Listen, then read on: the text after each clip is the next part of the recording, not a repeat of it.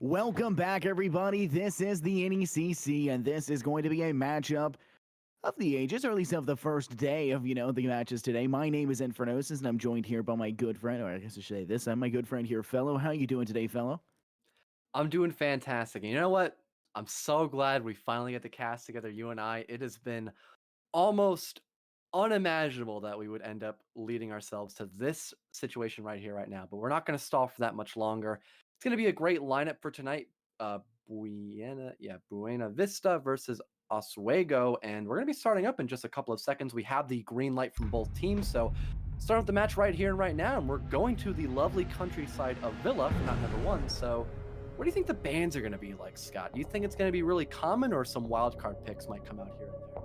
I'm going to go ahead and call out my four bands. Thatcher, Habana, or Ace, Mira, Kaid,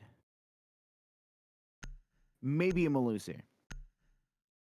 Yeah, maybe not so much to Kite. I like the Malusi pick, though, and Thatcher is almost a definite. I believe he's the most banned attacking operator in all of competitive league, but it makes so much sense. Ever since he received that EMP change this upcoming season, he is unstoppable when it comes to utility and wall denial from actually going on through. He can just destroy any type of gadget in the actual objective room, and it makes hard destruction and execute so much more simplified for an attacking team. So it makes a lot of sense. But a Montaigne ban, I have not seen Montaigne on the chopping block in such a long time, but it's rejuvenating. I mean, he in the right hands, he can be used quite effectively. So I'm believing this to be much more of a comfort ban, and rather than just the typical strategies for bans.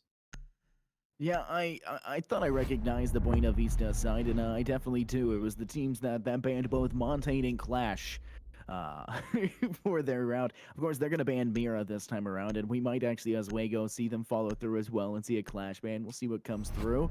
No, it's going to be a Valkyrie, so denying the information will be the name of the game. And yeah, like you spoke about, there's a wide variety of bans that come through. Kaid's only real utility that can be possibly brought through is to have them situate inside Vault, inside of the Aviator and Games objective, but everywhere else, he's not that viable. That's why I said secondary roamer. Have a Malusi on that roam game. Even a Valkyrie, you can play as a roamer with the MPX in hand. Once they've thrown their gadget and get those cameras situated, nothing else to really worry about. But we will see that Aviator and Games Room objective I just spoke about, and we will actually see the Kaid I just spoke about as well, and the Habana, who I had predicted, and the Ace actually, that could be banned in this situation, and it's for good reason, because pushing in from that study side and on that veranda will be very devastating to try and deal with as a defensive player.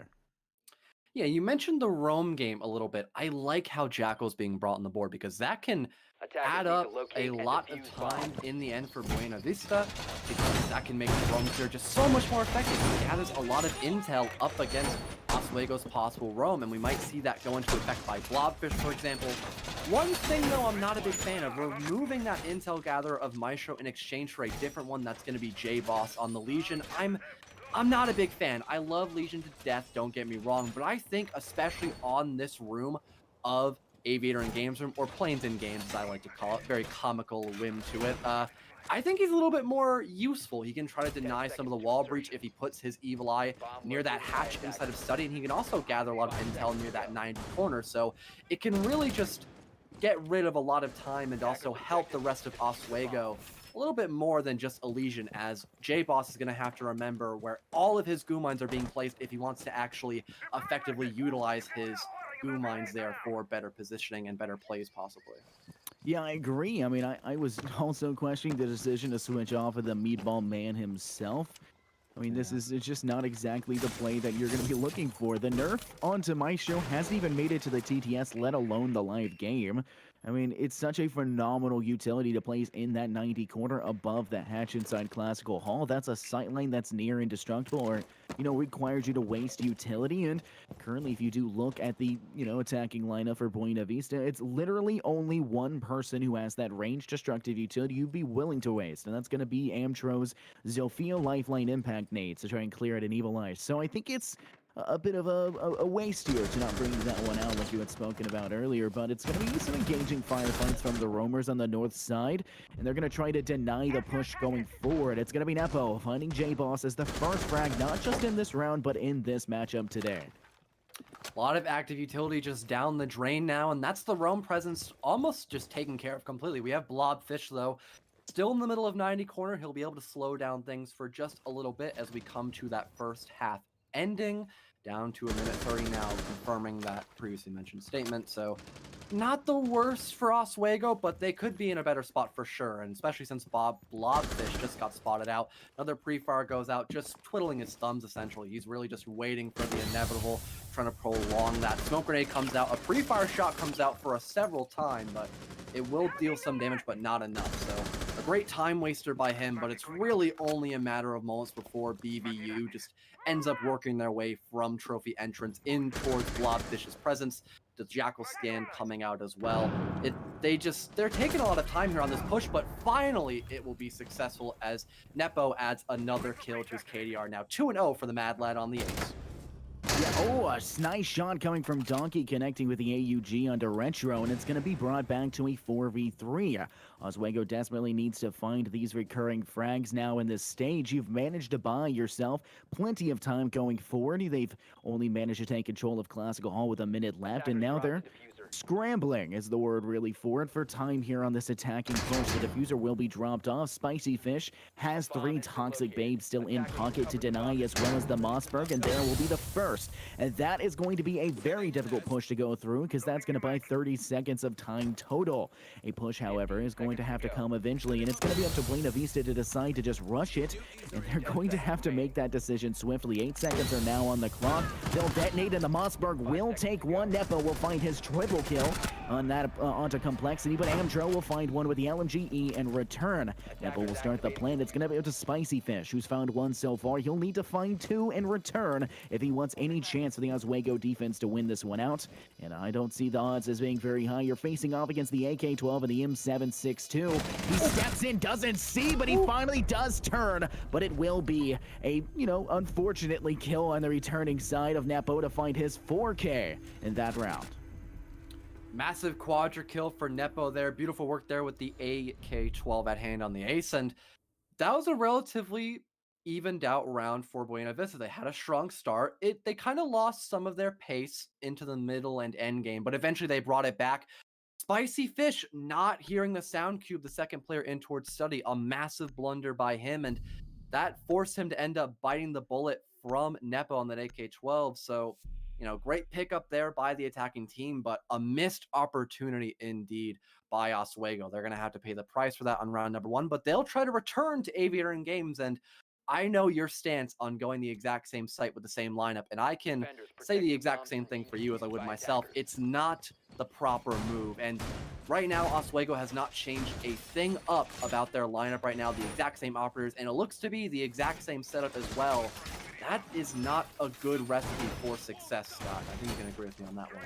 I absolutely can here, fellow, and while I am almost entirely 100, maybe basically about 99% sure, always going to say don't play the same objective. It breeds complacency, and I know you've watched me cast before, so you know that that's my go-to phrase and my opinion on that.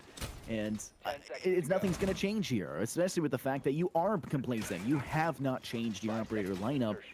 The only redeeming factor is it was a close round. It did come down to the 1v1 at the end, and it was unfortunately, it came down to Nepo carrying on the Buena Vista side to lead you to, that round victory in round 1 with a 4K on the back of Nepo. So, just shut down Nepo, and maybe Oswego will have a better chance, and I think that's definitely something they're going to have going through their head, but they also need to have going through their head, changes should be made. Do not show the same setup. They can adjust the same way you can.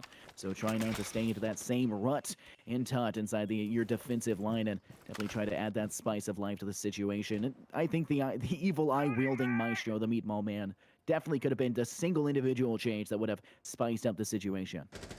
A very spicy meatball indeed, my friend. But I also don't like how BVU didn't change their lineup at all either. They didn't utilize Katic Thunder on that Habana at all, and I think what you referred to earlier, that double self-destruction of an Ashe and a Zofia would have fit their team comp a lot better. They could really flush out players like J-Boss, who are basically just trapped in a corner near Astronomy with really no plan of escape and just annihilate him almost instantly. A Goo Mine, though, will come out. That'll slow down the push leading towards Legion, but I believe he will be identified by Mel on the Jackal. So that's some great intel being gathered up, but I'm not too sure if he's aware of the player near that statue corner who's sitting rather patiently. I believe he'll be able to light up Nepo, but an immediate refrag will come out. Mel and J-Boss finding frags on their own. A breaching charge even lighting up Mel, but luckily we will have that injure come out onto J-Boss. Now, a 4-on-3 as that kill will be confirmed by Mel. A double kill for the Jackal player, and that's the roam cleared out completely by BVU in about 1:20 left on the clock. Again, a smooth start to that opening round, and they still have hard destruction to work with Chaotic Thunder on that Habana. Only slight problem, and it's going to be a bigger problem now as Mel will find their triple kill here at round 2. The problem is you've bought time. You've made it so that they're only getting to 90 with a minute left now, and that's success, but you need to be able to do that and keep your roamers alive. In this situation, you are struggling, and it's definitely going to be Meliodas who's not struggling. Mel will find the 4K. The ace might come through as well. The peak will be denied. That's Donkey with the AUG sitting inside Vault. We'll take a second and a third. Donkey finds 3 back-to-back. Amjo and Chaotic will fall, and it's going to be Donkey facing off against Retro. Retro will rotate back around. They're sitting in study right now, seemingly trying to play the patience game and make their rotation back around. They're going to the Aviator room instead of games, but Donkey has the angle, the sightline here into that doorway, and it's going to be just more time trying to be bought. Donkey will hold strong in his angle. He's not giving up this side, but Retro seemingly has rotated back to games, and they're going to plant in the corner behind Billiards table. Time is running low. Donkey will step up and spray and get the kill. We'll find the victory, and Donkey single-handedly, or near single-handedly, saves the round there for Oswego. Magnificent clutch by Donkey. Cool, calm, and collective the entire round. He did not break a single sweat on that comeback. Fantastic work by him, clapping back against Mel's own 4K with a quadra kill himself, and that's going to even things up now 1-1 going into round number 3. And I did not think he had it in him to come back, but hey, he did a fantastic job just anchoring down in the middle of sight and just winning all of his confrontations. I mean, it might have been fed to him a little bit, don't get me wrong, but being able to find all 3 of those kills in the middle of Aviator, still a large task that I did not seem to be possible for him. But, I mean, he did it, so he proved me wrong. And now, I believe we're heading towards Trophy and Statuary with a slightly different variation, complexity on the Echo, which I actually like to see Echo here and there. He may get banned every other week, so it's hard to, make strategies around that one operator. But when he is in play, he can gather a lot of intel for your teammates and also deny a lot of plant situations, which we've seen the plant go down once and almost a second time. So it does make a lot of sense to bring him on the board for this matchup. I mean, it's definitely a point to talk into contention. Let's talk about the weapons in hands of the current defensive line. We've seen the AUG in the hands of Donkey of the Kaid find rapid success on that tunnel feed we spoke about, or you touched on in the end of that round that we had seen. Usually you'll see a Maestro kind of sitting, the spicy meatball man himself, like we talked about, sitting inside Vault and holding that angle. No, apparently being able to handle that with the AUG, which is obviously, or should I say arguably, a way worse weapon, as it's a pea shooter compared to the Aldo wielding LMG, right? But the MP5 SD in the hands of Echo is a phenomenal weapon, especially the fact it has a wide variety of scopes. So any one player can pick it up and find rapid success with its 1.5 scope that's available to it. And it's something to keep in mind. Complexity will try to make this situation a little bit more complex and hold some tight sight lines to deny the opposition any chance to move forward. But speaking of denying, it's going to be Blobfish and J-Bosh. They're holding out in the Aviator and Games Room side. Blobfish specifically sitting inside of Vault. They're going to be able to deny and keep them away at bay from that southern side to push in on the pincer maneuver. A master bedroom and veranda side push is what we're going to see. They're going to push in from the study side, and we also saw a Yokai Joan from the Echo is in that situation inside study to have even further information for them to deny this push. Yeah, Oswego using their intel fantastically. That's going to allow Blobfish to be completely aware of the positions of BVU when they actually push into study room itself. And BVU, they've got cold feet. They're not really working their way into the actual building itself. Finally, though, we'll see some life as I can kind of etch out one player hopping in towards Master Bedroom. That's going to be the Nomad player of Retro. So he'll be the first runner-up against Donkey with that AUG. And if you know anything about him, we just saw him frag out beautifully with that 4K. Mel, though, going to do what he does best as well, pick up the opening frag on the Spicy Fish, and Amtro going to follow suit. A 5-on-3 now favoring BVU as they begin to work their way in towards site. The wide swing comes out by Nepo, but it will be shut down by Complexity and Donkey with the tag team. Now a 4-on-3, still favoring BVU, but they have a little bit more to work with as they don't have a lot of map control. The only thing they really have in their favor is Master Bedroom and also the bathroom area, but very minimal time to work with as well. This really does not look to be that favorable for them, other than, of course, the very obvious man advantage. Yeah, despite being a man up in the situation, these are arguably three of the players you don't want to be facing off against at the end. J-Boss will fall to Chaotic. Donkey will get a shot onto Mel. Complexity will find yet another with the MP5 SD and a Retro. A revolver will be pulled, but Chaotic Thunder will find his second with a pistol as well. He'll rush over real quick, or should I say swift, to get the diffuser picked up, and it's going to be a rotation from the backside through bathroom. Chaotic may actually catch the MP5 SD wielding Complexity off guard. He'll turn here in the last seconds. 15 seconds on the clock. He heard the audio cue. Will he turn in time to be able to deny this push? The step up will come. He'll spray, and it won't be enough in the situation. A plant will be done in doorway, and he's going to pull out the Yokai drone. He doesn't have it in the spot. Does he have it in time? He won't get it in time. It's going to be planted. Diffuser is down, and it's going to be a 1v2 post-plant situation. Complexity will be air jabbed into the wall, and it's going to be another audio cue for the attack to try and deny this push with 30 seconds now for him to take the aggressive stance. He'll peek, see the Abana, but Chaotic Thunder will take the shot first with the Type 89. Great comeback by BVU, and that Yokai so close to denying the plan as well. I almost thought he had that clutch in the bag, but just was not positioned in the proper spot. It was still stuck in the middle of Master Bedroom, which allowed the plan to be confirmed. You absolutely hate to see it, but we're going to have BVU pick up another round win in their favor, and that's now going to be 2-1 in their position. So not a bad start by them whatsoever. You typically tend to see Villa as a 4-2 split ratio favoring the defenders. So with BVU already having 2 rounds to their name, they are in a relatively decent start. And if they keep this ball rolling somewhat in their favor, they could be sitting pretty once we head to that second half if we do see it turn out to be a 3-3 split, or maybe even a 4-2 split favoring BVU if they just get lucky enough against Oswego. Every round we've seen so far has been astronomically close.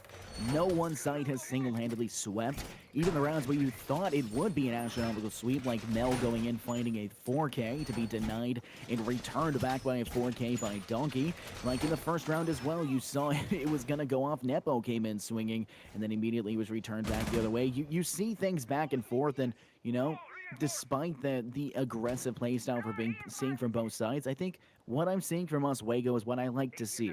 They're taking positions a little bit slower. You see the crossfire in that initial situation of this trophy and statuary objective. You had the MP5 SD, you know, Echo, who was Complexity inside of the trophy room. You had the Kaid Og inside of statuary holding it in tight position. They had crossfires, which is what you need on the defensive side. When you're facing against the attacking side's powerful arsenal like the AK-12 wielding Ace, or even the C7E wielding Jackal, which you do have in the hands of Mel, you have to worry about those types of guns in these firefights. So you have to take your own level, you know, stance of aggression. We are going to see another crossfire that can come through. It's going to be Blobfish sitting inside Study in the corner of the southeast corner, and J-Boss will hold over by bookshelves in Classical Hall.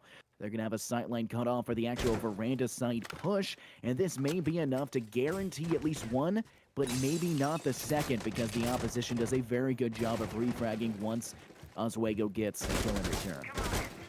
There's a front line defense against this push coming out by BVU. The track swinger is being deployed. That will cut off one of Jaeger's many rotations. He's now down to just the one in towards Aviator doorway, and that's going to be held off by the player out near the side balcony near Study. So he's in a rock and a hard space eventually. The only thing he has looking up to him is that if he does get fragged, a refrag could pursue with J-Boss being the wielder of that T5 SMG, and a refrag won't even be necessary. Oswego just obliterating the opposition. Blobfish finding 2, and the first opening frag being the player from J-Boss onto, I believe that was Napo, and now it's just a 2-on-5 all up to Chaotic Thunder and Amtro. By their loathsome, I should say, and they're both outside of the balcony area near Study. They are just in a pickle pretty much here. They do not have a lot going for them anymore. Their entire attacking lineup just went completely down the drain essentially against 2 players of Blobfish and J-Boss and a amazing cross peak. Yeah, I had already talked about the topic of that crossfire. It was denied between J-Bosh and between Blobfish by the smoke grenade, but the smoke grenade also denied the sight lines for the actual push inside of Study. So, even though you have the better gun in that situation, arguably, you will lose that firefight.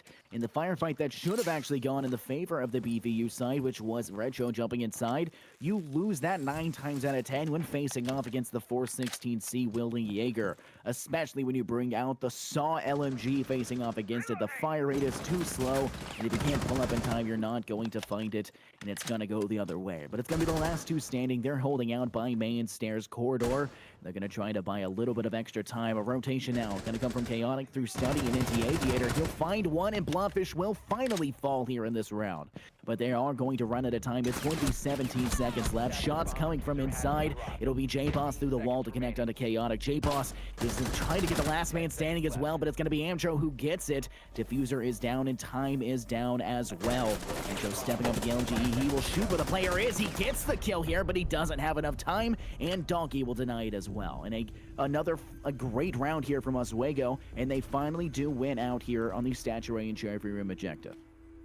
Constant game of tug of war right now. Both these teams just going back and forth between the round wins, and much better performance by Oswego. The one thing I got to give it to them is the fact that even though they are repeating on the exact same defensive sites, at least they're winning them the second time they go there. So great job by them. And they're going to bring it back to Aviator and Games. And oh, wow, a very different lineup from both teams, I believe it to be. The double denial coming out with both Jaeger and Wamai, and also a 0 on the board instead of an ace. So Napo is going to opt to bring a intel gatherer of Sam Fisher on the board instead of a second hard breacher. Now, don't get me wrong, I love Habana, one of my favorite operators, but I think switching Chaotic Thunder onto that 0 and Napo onto the ace might just be a slightly better idea, especially on this site of Aviator and Games. And even on Kitchen and Dining, I would argue that ace just might be a better operator. You need to get maybe 1 main wall opened up and a hatch, and you can either bring a secondary hard breach device like Nepo is doing on the Sam Fisher, or you can just use 2 Selma charges. It's not that big of a deal since you only have to get the laundry wall opened up as that hard breacher. Yeah, I mean, definitely take into account, like, switching it up is once you won. You've already faced off in this objective before. You've won 1, you've lost 1. Complacency, that's the name of the game we've been talking about this entire time. Don't grow complacent. Spice of life, bring something new to the board. And I definitely think they're going to try to do that. We saw Gridlock before in the round before, at least I should say. And I think Gridlock is insanely viable when it comes here on Villa. The just massive stairwells, the wide corridor hallways. Nomad can show a heavy presence for that roam to now, but I argue that Gridlock has a higher presence here on Villa. So I'm a little bit sad to see the saw wielding, thick girl herself come through and, not be played here in this round. But, unfortunately, they're going to have a little bit more roam to now. They're actually going to bring out Nepo on the 0 like you spoke about. That's a sideline that you can gain in an aggressive situation, and especially if you have a teammate ready to switch that cam when applicable. So it's going to matter how BBU decides to push in here on round 5. They look to be wanting to take control of 90 on the actual classical hall, and some shots into the sidearm of Spicy Fish. We'll try to remove him from the situation, but Spicy Fish was only able to remove 1 of those X-Kairos pellets out from the wall over there into Trophy. Yeah, not the best anti-breach there with that shotgun and SMG combo, but he did make a valiant effort, don't get me wrong. He will take a lot of damage, though. That's going to be the price he has to pay in an attempt to try and deny that push coming out. But still a 5-on-5, and we've got about 1:40 on the clock. This is favoring Oswego pretty heavily as more and more time dwindles down to 0 seconds. it's going to be even more difficult for BV to try to find those frags. Blobfish will get spotted out, but the wide swing will just be done masterfully by Blobfish. A refrag will pursue by Mel onto J-Boss, but the damage has already been done unless Mel can find this kill onto Blobfish. Spicy Fish will get lit up as well, and now it's just a sea of blue, as it's essentially a 4-on-2. Spicy Fish cannot be revived at this current instance, and now BVU is going to be able to work their way in towards 90 and Aviator Games Room for that site execute. The active ping will come out onto Jackal. Motion detector will spot Mel, but I don't think it really matters, as he'll be able to find that utility pretty easily, finally shooting it down with that C7E, and the push will come out in just a matter of moments. The wide swing, though, by Donkey will connect onto the head of Mel, evening things up now 3-3 fashion, and there's only about 40 seconds here for this execute to come into fruition for BVU. Down to the final 30 seconds here. Complexity will get lit up by that LMG by Amtro, but not finished off outright. It's only a matter of time before we finally see that plant come in, but they have to shut down Donkey if they want that site control. And there really is not that much help coming out by BVU. They're still just sitting out near landing in 90 hallway, playing ring around the rosy essentially, as more and more time gets closer towards 0 seconds. Toxic Babes coming out as well by Spicy Fish, wasting even more time against BVU. And here comes the funnel, the shotgun, a perfect weapon against a one-sided push. He'll shoot once, make it twice, he'll pick up one, but he can't find a second. It doesn't matter though, with Oswego, with far too little time to go up against, it'll be a free win for them, as we only saw BVU come in from one avenue from multiple different choices. Yeah, a huge, devastating loss there for the Buena Vista side to unfortunately have problems like that in the situation, to fail to calculate and, I don't know, play that aggressive stance in towards the objective. You did see the Oswego side try to push in and play that aggression in defense, and then it didn't work out. They lost their own game far off objective. You even had a player downed, but not out, who eventually did get brought back and was a pivot of point for them to try and hold out on there with that Mossberg in hand. So, a phenomenal hold right there, and it's going to be right now the tie-breaking round to see if we are going to be a tie at half or not. If Buena Vista can come through and actually win out this round in arguably my favorite objective here on Villa, the dining and the kitchen objective, I think we might have a fairly rockin' game here. This is a very old-style objective. I always love to talk about this objective when it comes through. You know it's an old-style objective because you'll see castles, you'll see pulses, you'll see mutes and smokes, you'll see all of the original Year 1 operators come through. It's very rare to see any sort of variation in that, but we do see Donkey staying with the familiar tried and true Kaid. I don't think that's a bad decision. It has a nitro cell, and you've rocked it so far on it, you know, going into this, so stick with it and keep it up. But Complexity is also going to keep it up. They're going to come out with the, well, my choice this time. So this is an extra, you know, help, an extra little bit of support for you in denying that, you know, ranged damage utility, say flash grenades, that thrown utility that can be there. And I think it's the right choice as well, especially when you consider the fact that Nepo is bringing out Ying with the LSW. And it's going to be a slugfest with that insane LMG taking shots at you from above. That secondary hard breach as well, so a lot of hard destruction will most likely come through, and we do have the Kaid, but can he successfully have every wall electrified?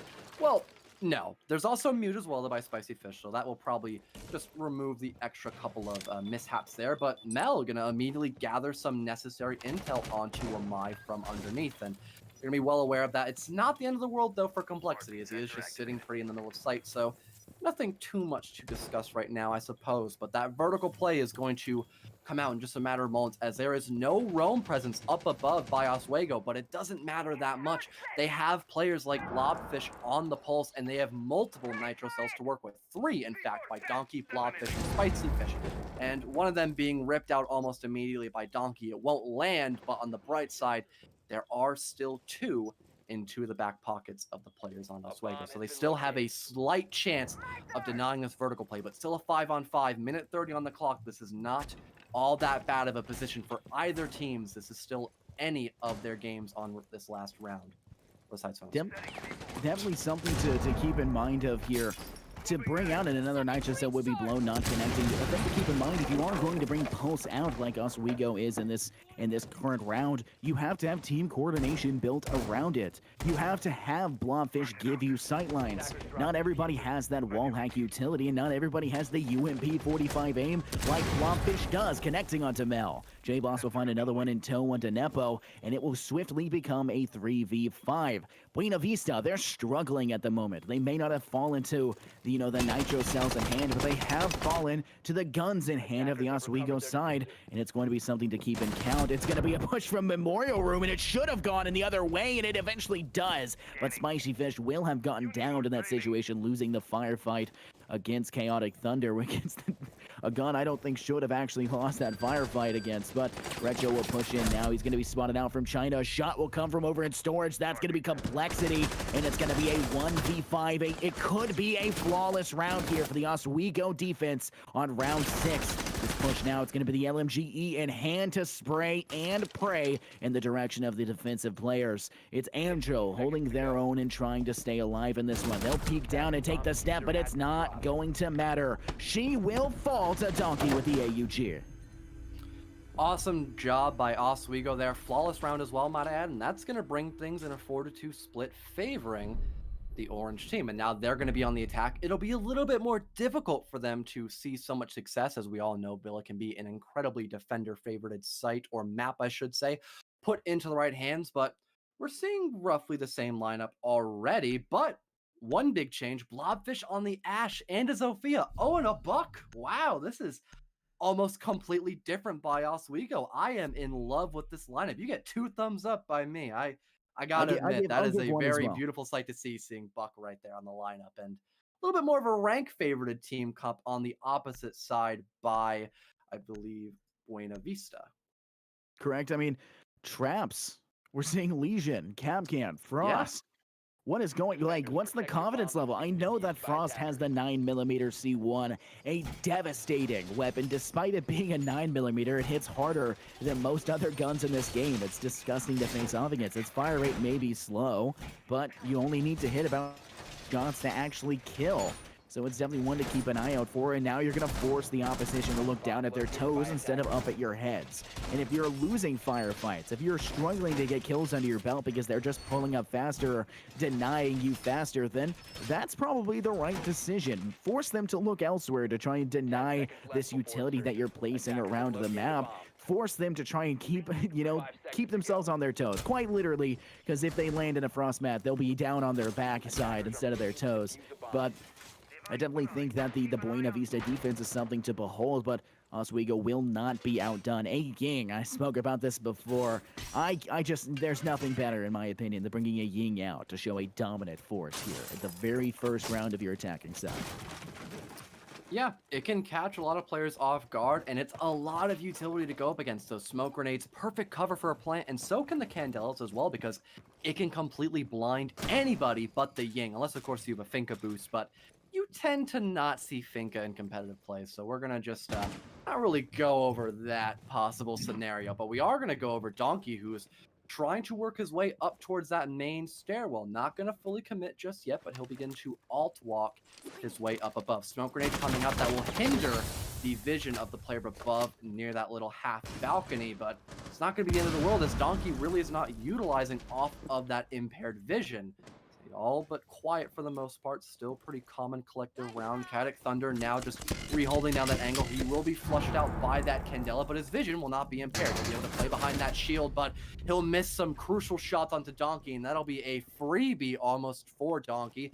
He'll have to sacrifice some utility in the process, but returning the favor almost immediately. So great start by Oswego, and they almost picked a second onto that player near the study area, but he will be able to retreat back to the site. Still a 5-on-4. As the first minute and a half of the round comes to an end. Yeah, definitely one thing to keep in mind. I know you and I have held a conversation about games before of the one-man army that she can be.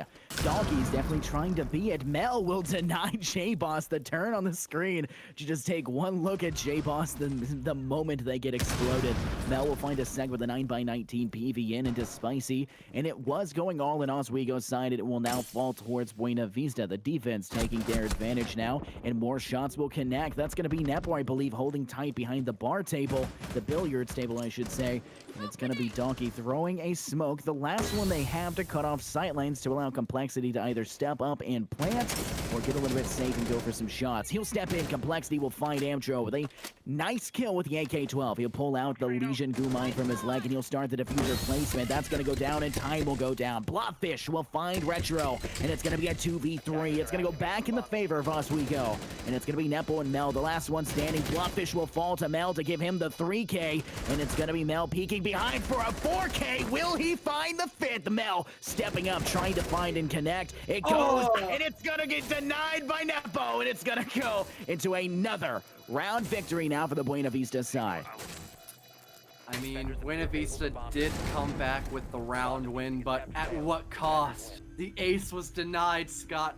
You absolutely hate to see it, but you love to see how Mel was able to utilize Capcan relatively successfully. His EDDs, I don't think they actually got any damage, but he was able to control that recoil on the Division 9 quite effectively and use the secondary utility of the C4. So amazing work by him regardless, able to just prove that he is just simply a better player and a gunner on the mouse and keyboard. And that's going to bring the scoreline still in the favor of Oswego by a little bit, but it's edging a little bit closer towards a evened up round scores now 3-4. And we're now heading towards trophy and statutory. My mistake. Returning to the second floor for another time, but a completely different objective room and a slightly changed up lineup by both teams. No Ying, instead an IQ, and also the Mozzie coming out as well, along with a Pulse, which I don't think we saw. Oh, and no Jaeger, but Napo is on the Womai. Okay, they bring him over the German operator. A little odd, but okay. Now, I want to hear your opinion here, fellow, because I haven't been able to cast with you, so I have a lot of questions I'd like to just bring out and ask, like personal preference kind of things. Roni or Commando? Ooh, put in the right hands, the Roni, but the Commando, a lot more of a consistent weapon. It has a little bit more ammo, and it's not jacked on the fire rate, so you can utilize it for more than just 1 or 2 kills. You could possibly find a 3 or 4K pretty easily with it. I think that the P10 Roni in 1v1 gun engagements is so much better in close quarters, but for more medium-ish ranges and more than one gun engagement, the Commando reigns supreme. But at the end of the day, all personal preference, and oh boy, that is... At least he's using the P10 Roni to its fullest extent, as he will shut down Blobfish. That is a beautiful opening round pick. Just talking about the Mozzie. Just Caster's Curse right there. Yeah. If that was the Commando in hand, fellow, I would have made a joke about taking command of the situation here from moment one. I like the Commando more for the puns that you can make with the actual term. But J-Boss will find one with the M762 onto Retro, and it's going to seemingly be another push that we see from that veranda on that master bedroom side. They're going to kind of go for that pincer maneuver that we're used to seeing pretty all around. Spicy Fish will try to cut off the rotation. You have lost the IQ, so it's going to be very difficult for you to kind of play below like you wanted to initially. You're going to have to just play some guesswork, use that breaching charge from below to open up big sight lines and possibly deny some of that, some of that player anchoring, I would say, inside of the defensive positioning, especially here in Astronomy with that Frost who's sitting behind the desk.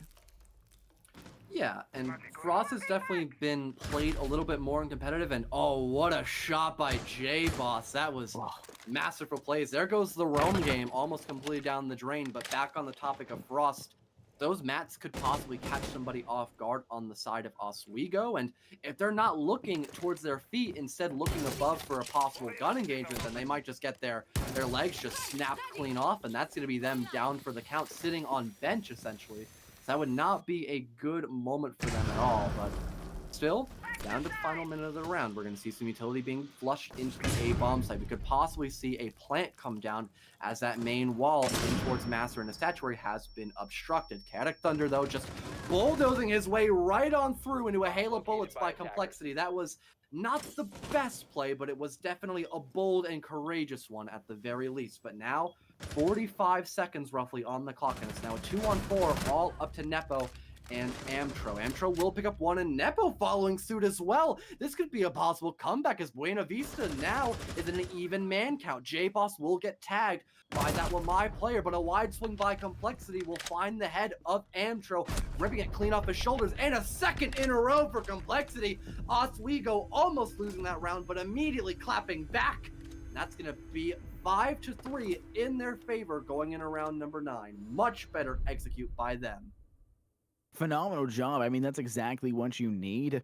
You need to find that level of rapid success. You need to find that determining factor that will guarantee you round wins. And I think you found that in Complexity and in, you know, obviously Donkey. When you take it to the scoreboard right now, Donkey dropping 12 kills. Complexity popping off, swinging wide there in that round, around every corner. I think we call that in the business the monkey swings around corner, because you just it's wild. It's jungle stuff out here. We're playing the Jungle Book. You You are swinging every corner as aggressively as possible. There's nothing a player that is sitting in a tight angle can do against that. They just don't expect that level of depth to your swing. And they also don't expect that level of humor from fellow. But I mean, to bring it up once. I know. The It's all stars right. aligned, Complexity man. just crip walks his way into the objective real fast. Just comes in, swinging. You know, it's all set up. But you know, obviously a great round right there for the Oswego side. It was a phenomenal push in off the back of Complexity, like we've already ranted about. It was Donkey on the defense that really guaranteed you those successive rounds, and they're definitely finding that level of success again on the attacking side. But it's a more all-around success. The only one player, you could argue maybe two, but really the only one player that's lagging a little behind is Spicy, and I only can attribute that because last round, Blobfish got spawn peaks, and so you didn't have the sightline from below that you wanted to have Spicy and Blobfish duoing together down on the first floor. Yeah, I think this could be a great round for Spicy Fish to kind of bring himself back up a little bit, possibly, as he has a big job to do, the soft destruction. It's him and Zofia against the world, and maybe a little bit of help from Complexity as Blobfish, as they also have breaching charges, but it's going to mostly be in the hands of Spicy Fish and also J-Boss. So if they're able to gather those proper sight lines into the objective rooms from above leading into below, they could pick up a couple of early frags and then gain that momentum and just work it in their favor, go for an execute, which is just the basic of Siege. You get the opening frag and then cover some ground here and there, drone out properly, and then go for that plan execute. It's just, that's how most rounds in theory should go, but you will definitely have some upsets here and there. And right now, that's going to be the roamer of Retro trying to stall that push coming out. He's playing on the back red stairwell, and also Mel on a rotation coming out in towards Study. So this could be a little bit of a nuisance for Oswego to deal with. It's definitely something to keep in mind. Complexity and, you know, the rest of the side for the Oswego side. A Nitro Cell as well. Buena Vista not wanting to be left out in this engagement, but they're coming in that north side pincer. Seems to be a full force swing coming from that direction. They're going to clear out the second floor entirely before making their way down. If they even do it at all, they maybe will just get all their frags in the positive direction from just being on the second floor. That's one of the great things about this tertiary objective site on the first floor. Meliadas, we did see Mel right there taking shots into the actual Nomad player of Donkey, who will actually fall now as I'm talking about them to Nepo with the AUG. And it's going to be a 5 versus 4 now with 1 minute and 10 seconds left. You haven't cleared enough, in my opinion, yet. But Mel will clear a lot. J-Boss will fall. And it's a dismantling now by the BVU side. Spicy Fish will get a double kill onto Mel and Retro on the wide swing. And it's going to be another advantage now, tied right back to the 3v3. And you've got sightlines from above. You have the chance to play this. And it's really going to come down to the firefights on the actual objective. Amtro, she's sitting right now inside a memorial room. She's trying to sit behind main boxes to catch them off guard. But it's going to come down to how quickly you can kind of step in. The Goo Mine will be taken out. Spicy Fish will push forward, knows the position now of Amtro. Amtro. And the question is, how aggressive are you going to take this stance? The flank from behind here, they may not actually expect this. It could catch Amtro off guard, and it does just that. Spicy Fish will find their third, and it's going to be the teammates now coming to support Complexity, and Blobfish are going to take the aggressive steps forward. Chaotic will get in a firefight with Spicy. Nepo will find their second, and the Blobfish, and the spray will come from Complexity. A rush will not work out now as Spicy and Blob will fall. Chaotic finding that one with a pistol in hand. Nepo is going to take a step forward. Complexity, last one standing. They're going to need to go in. They find one. Will they swing for the second? It won't. Nepo will find the last, and Complexity will fall. I mean, I don't want to be petty and say I called it, but I did call it. That would be an impactful round for Spicy Fish, but although he found 3 onto the round, he couldn't find any more. His little heart just gave out. Now, we're going to have a little bit of a comeback round win in the hands of Buena Vista, but they are still down by 1 round, and it's 1 away from match point, and then after that, that could be the game over if Oswego plays their cards right. But with Dining being a victory at the very final moments, down to tooth and nail in the hands of Buena Vista, they're going to opt to return back to Aviator and Games Room, which we saw Mel overperform on that Capcan player, and he'll return to him yet again in the form of a 6-pick and a slightly different team composition in the hands of Oswego as well, opting to bring that Gridlock rather than a Nomad, and also no Ying this time. Blobfish will just decide to stick onto the IQ with the G8, which is still a great weapon, and with her intel gathering gadget of that little phone scanner, it does have a lot of sensibility to it, especially since you have that constant pick of the Capcan and Legion in presence, so it's not going to be as big of a problem to deal with when you have IQ on the board. One thing to keep in mind is that Spicy Fish just went off. We talked about that. You had said, and then eventually falls. The little heart couldn't take any more, tuckered out, as you said. I like that phrasing for that. But Blobfish and Spicy Fish playing from below could be a very strong dynamic duo. You have that long-range hard breach of the Habana that Complexity is extremely generous with using, and I definitely think that's the right decision. If you can get the Spicy and Blob, the Fish duo, the aquatic duo of those 2 players onto the first floor to clear the floor below and get sightline onto the Kayid Electro Claws, then you have guaranteed success in breaching into that room, or at least into the Aviator room, and I think that's exactly what you need to do in this situation. Complexity, however, it's not spawning on the site I would initially think a Habana or a long-range hard breach would spawn on. Typically, you would spawn over on the Ruin side. You would take a step with that long-range hard breach on Veranda and kind of just wait it out and play it out from that direction, but no, we're seeing a wide variety of step-ups. It's an extremely roam-heavy side right now from Buena Vista. They're extremely split up, and they're playing, I don't want to say it again, but extremely aggressive with the angles they're peaking. They're playing a level of Siege that I did not expect to see from these players. They are definitely trying to find the right thing that will work out for them, and they're going to try to find it here in this round on round 10. And they're playing a very dangerous game of cat and mouse.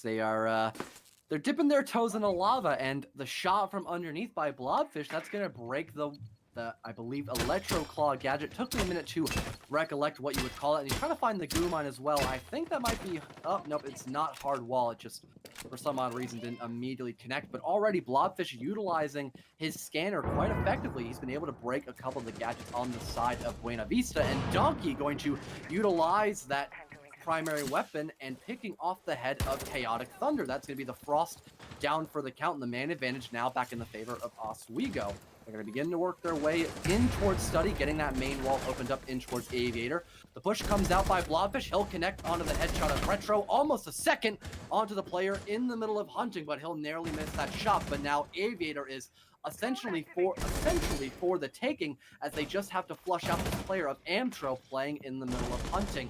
Another shot comes out by Blobfish. He will connect it. He just bulldozes his way into sight. He'll find a third onto the round, and it's just up to Mel in a 1v5.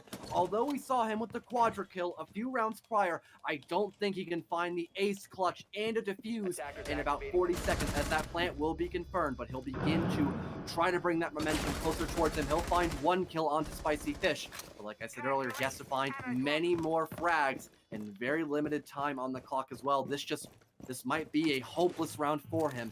He'll go for the C4 toss underneath, injuring Donkey in the process. Beautiful play by him, but still, He only has about 20 seconds to work with. He tries to find the shot on a complexity, but he just simply cannot connect onto Habana. Oswego finally bringing it to match point. 6-2, I believe, 4 now, as it's going to be 1 round away from a possible victory for Oswego. I just want to point something out, fellow. Why has every round been a flawless round? What's going on, I don't Siege? know. What's going on, Siege? Like what's what's happening with that? What's I can't write. I can barely cast. Maybe I just don't know how to count either. It makes yeah, I sense. mean, apparently Ubisoft knows more than we do, so unfortunately it won't work in that direction. But we do have a lot of flawless rounds coming for this. We've got a lot of success coming through. But all in all, I think that was a phenomenal round. You couldn't have casted better that situation. The wide aggression coming from Blobfish.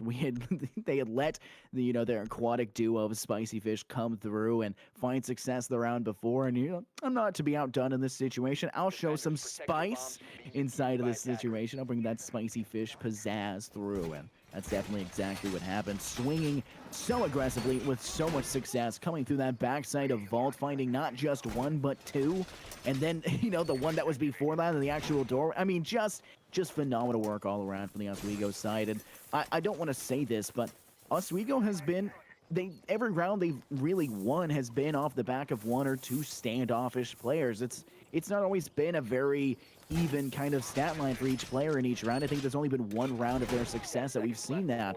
And I like to see, usually I wouldn't like to see that, where one team is carried by an individual player, but Oswego's having it with every single player has now been that carry to have them win that one out. So it's just going to show that every single player here can be standoutish, and they have enough confidence that one of them will be able to be that standoffish in each round. Yeah, and I think one player that immediately stands out as an impactful player based off of frags has got to be Mel. 14-9, absolute mad lad. He's the best fragger in the entire match. One player who's right behind him, that's going to be Donkey, and he has also been putting on quite a spectacular performance as well, and that's been able to lead both these teams to a fair amount of round wins. 6-4 is not that bad of a scoreline for either side, so gotta give credit where credit is due. Both these teams are doing a fantastic job against one another, but the roam clear coming out, it will be denied by Mel for just a split second. Spicy trying to connect his shots though, that concrete wall really being a nuisance for him, but finally he'll be able to find the frag. But finally, Retro getting his first kill of the entire first matchup on Villa. It will be onto the player of Spicy Fish, and that might turn the tides in the favor of Buena Vista, as they now have the man advantage and also a slight roam game to counteract Oswego's early on aggression. Last time we saw Spicy Fish die out early, it was the spawn peak that came through. And, oh, sorry, not the spawn peak. It was Blobfish who had died out in that dynamic duo. The last time we had seen either of those two get fragged out at the beginning, it was a Buena Vista side. There was a victory for them, and I think that they definitely have the ability to go through with it now. It's been brought back to a 3 versus 3, but defense is easier than offense. You have the ability to anchor and hold side angles. But if there's one thing we've learned from Complexity and from the Oswego side in general, it's that they don't care about any of your angles you're holding. They will swing everything with the utmost of aggression coming through. Blobfish we saw in the round before. We saw Complexity do it on this exact objective 4 rounds ago, and I mean, it's exactly what you want to see. It's exactly the level of prowess you expect from a squad of this nature, and I think they definitely have the ability to come through with it. Retro, who has moved away from a sideline that was arguably more versatile or agreeable in the situation because of that master bedroom hold. He's too worried in this spot about that Habana hole that has been created. It's going to definitely matter. Shots would connect between Amtro and between Complexity. It will be Amtro and Complexity both taking damage in the firefight. Amtro does arguably take more, and it's going to be 30 seconds now on the clock for the Oswego side to step up, and Complexity will do just that, finding Chaotic. But a refrag now. Blobfish will get taken out by Retro. Donkey takes Retro in return. A rush from Amtro will not matter. Complexity does not let his teammate down, and it goes in Oswego's favor. I mean, monkey see, monkey do. We saw Complexity spot out some opponents, and he just shut them down almost immediately. He knew what he was doing, so fantastic work by him, and that is going to be a 7-4 victory favoring Oswego, as they'll take map number 1, but they got to go through at least one more if they want to win the best of 3 outright. That's going to be Cafe Dostoyevsky second up, and then possibly a decider map if Oswego does not end up winning the second one. So Might do a quick little ad thingy by yours truly of Scott, and then we might go to a short little break afterwards to let the teams kind of rejuvenate for a moment along with us. I know I definitely need a refill of some water, but by all means, Scott, not going to delay any longer. You may take it away. Well, I'm telling you what, there was definitely a meta involved with that round. It was a lot of roam clear from both sides in regards to their defense. It was a lot of aggression coming from each side. It was kind of that metal of aggression that was coming through. And if you want to talk about metas, then you need to talk about Meta Pro Gaming, which is a full-service esport management, developmental, and consulting company. Meta provides esports coaching, college esport management, arena design, and of course, equipment. Visit them at metaprogaming.gg to learn more. And I know R6 isn't a huge game in regards to, it's not like Call of Duty. You don't have that ability to respawn and come back into this one. But we'll talk now about Respawn, which is, they're a new product, or so would I say, not very new. They've been around for a long time. They have a lot of new products, but they're forged for all-day comfort for content creators, professional and casual players, or anyone that's looking to upgrade their setup. I mean, could not have said it any better myself, my friend, but we'll continue on the rest of the advertisement maybe another time, perhaps, where we will go into that short little break, and then we will be turning very, very soon to that matchup on Cafe. And it's definitely something to keep in mind. Oh, yeah.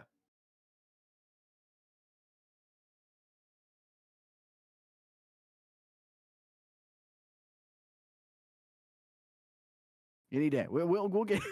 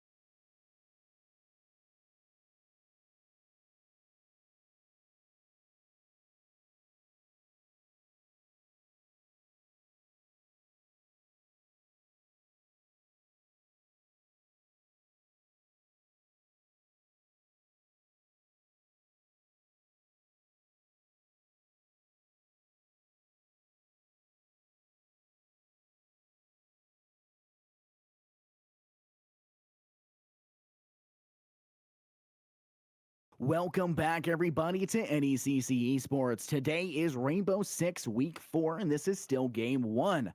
My name is Infernosis, and I'm joined here by my lovely friend. And speaking of lovely, quite poggers indeed, my guy. Let's talk a little bit about one of our sponsors today. That's HyperX, who has the mission to develop gaming products for all types of gamers. High-speed memory, solid-state drives, headsets, keyboards, mice, charging accessories for console players, USB flash drives, and mouse pads. And they're going to do all of that and provide it to the gaming community and beyond. Yeah, HyperX is a great choice, even for celebrity ambassadors, pro gamers, and tech enthusiasts, along with some overclockers worldwide, because it means the most stringent product specifications and is built with best-in-class components. And I think you actually have some of their products, so you can attest to that yourself, Scott, can't you? Oh, baby, I've got just the thing for you. It's my Alloy FPS Pro. This is my keyboard of choice. I have two PCs in my setup. I've got a way too loud keyboard over there. Thankfully, these MX Cherry Reds for this HyperX Alloy FPS Pro is going to get me straight through my day, and it's my main keyboard of choice, and I love it you use a product every day, you're going to love it to death, but thank you very much, HyperX, for the sponsorship. We'll jump right in. This is Cafe, and the first band that will come through is going to be from the Buena Vista side. It'll be an Ace, and this is not a strange choice. No, not at all. We'll probably see a Thatcher follow-up as well, as I'm pretty sure Oswego banned him the first time on Villa, so that wouldn't really surprise me. So Ace and then a Thatcher most likely. I think we'll see a Mira ban as well. That would also make a lot of sense. She is a very strong operator on Cafe. She can single-handedly win some of these objective rooms, in specific the top floor of Bar and Cocktail, but also the second floor objective rooms when you see that extension come out to the cocktail area. So it's a great ban nonetheless. Now, one thing to keep in mind on the defensive side, they're going to ban the Valkyrie out, which kind of takes away what I was going to talk about. Seemingly a go-to ban now from the Oswego side to take Valkyrie out once again, but I was going to talk about, you had spoken about Mira, which isn't a very obvious ban, but I was going to talk about Maestro himself, actually. I was going to talk about the Evil Eye placement inside Cigar. He can do a very phenomenal job of at least maintaining sightlines. If a smoke grenade gets placed out, especially on that third floor objective, you can deny so much information and so much ability for the attacking side to step forward. And it's a really great choice. And quite honestly, I'm not too shocked to see the ban come through, but I am shocked that Mira was left on the table. So it really comes down to the question, does the defensive side of Buena Vista have enough self-control to not pick the Mira here on round 1? Not too sure. Right now they're not going for her, but to be honest, I would have liked to have seen Mira in play, because put in the right hands, she can really be a nuisance to deal with. You can make some just phenomenal sight lines all the way from the actual objective room in towards Cigar, to be specific, for this third floor site, and then also in towards Cocktail, referred to as Shaiko for most people that are in the comp or rank pool. So, just some things to note, but we might see her later down the road. And also, I'm a little bit shocked about the Maestro ban. Don't get me wrong, great op to ban, but we did not see him in play whatsoever on Villa. He was able to be brought the entire time, and he really could have benefited most of the lineups when defending on Villa. And ooh, it's a little bit of a rough impact grenade as well. That's not how you want to start off your evening if you are Buena Vista. Yeah, I mean, the fact that we didn't see the Maestro might be a misleading ban, but honestly, Maestro is just so viable on this map. I think it's still all right. But it was shocking. I think the more weird decision was the fact that Maestro just wasn't played last map. I think that's the weirder part of the two things, either between him being banned and him not being played. I think it's weirder just not to play him. But yeah, like you had said, Retro getting that impact nade into his legs by Amtro. She will accidentally hit him in the process. Unfortunate all around to have that damage come through, but no spawn peak will find success here early on for the Oswego attack. And they're going to make their way up to the roof and then eventually through the hatches to gain sightlines and eventually their correct way of actually taking the objective. Yeah, top down, clear by the attackers of Oswego. It's the bread and butter of Cafe, and that's probably why a lot of players and also just viewers in general really hate this map, because it's the exact same thing over and over again. And if you're a fan of Far Cry, as most people are, you would definitely know the definition of insanity. And oh my god, speaking of insane, that was an insane shot by Mel, eliminating Blobfish off the board. That was one of the most magnificent angles I've ever witnessed so far in NECC. That is a highlight for sure, and that's going to give Buena Vista a pretty decent opening lead. Its Retro will take some damage though in the process, but that 5-on-4, still a strong start for the defensive lineup on Buena Vista. Yeah, taking that one main advantage is going to be huge, especially with the fact that when you take a look at the Buena Vista side, they're not holding Pixel. They're not holding corner of Cigar Lounge. They have zero desire to actually hold that angle. Instead, they're going to put Amcho. She's going to put the goo mines in the in the doorway. That'll be an audio cue about the situation, but it's a weird decision not to hold that. Instead, you're kind of giving it up, but it might just be the correct decision, especially when you've got Mel on the prowl down below between the actual train and dining room, and it's going to be very, very difficult to shut that down. Mel's going to be on that prowl and is eventually going to take the step towards White Stairs and go kind of clear out the first in the process, but I think it needs to be a full stage rotate around to get another possible kill on the backside of the Oswego side, because as we know, Donkey and Complexity are gunners to have to face off against, and they will punish the Buena Vista side if you leave them uncontested. Yeah, Mel's already done his job phenomenally. Now it's his time to return back to site, and oh no! A missed opportunity by Chaotic Thunder. Oswego now finding a crucial refrag as we're down to the last 30 seconds of the round roughly. We'll see that execute come into a full extent, and this could be an absolute bloodbath. The shots will be attempted to land onto Spicy Fish, but they're not going to come to fruition. J-Boss finding one, but he'll get refragged by Is Retro, now in a 3-on-3, down to 20 seconds. The rotate coming out by Mel, but it will get shut down by Spicy Fish. A refrag comes out by Nepo, and a second for Retro. It's just up to Complexity now with the carrier stuck in the middle of Freezer. He has to find this final kill onto Retro or try and go for the plant, but he can't find neither. Retro with a 3K clutch onto round number 1. Buena Vista take it with flying colors at the end of that first round. That one was kind of close there at the end of that situation. Refrag for refrag, fight for fight, and that last 1v1 engagement pretty single-handedly in favor of the Buena Vista side. It was just coming down to the time. There was just not enough time for Complexity to take that step up and really play in that situation. So a phenomenal job. You held your own, and you also, if you are, the the Oswego side, I would think that's still a fairly good result. You brought that very close in a situation where you started off a man behind, and you've got a lot you can work towards. But we are going to head towards the kitchen objectives, and this is going to be one that you will more than likely see some variation in the attacking push. This is one where you are going to see either a freezer hallway push, or you'll even see a bakery side push as well. I mean, sometimes you may see players go up to the roof and clear down third to second to play above to go in through freezer hatch and do all these workings of an aggressive stance, but quite honestly, I don't even think you have to do that in this situation. You have two players, however, for the Oswego side that I think they are going to go up to the second floor or third floor and clear down to the second, because you've got a Capital. You've got those bolts that can cut sight lanes and cut the lifeline of the opposition, and you've got Sledge, who can clear the floor above in train and drop nades. The Hellfire from above that will deny any chance for the defensive side to be able to anchor up and turtle up in a single position.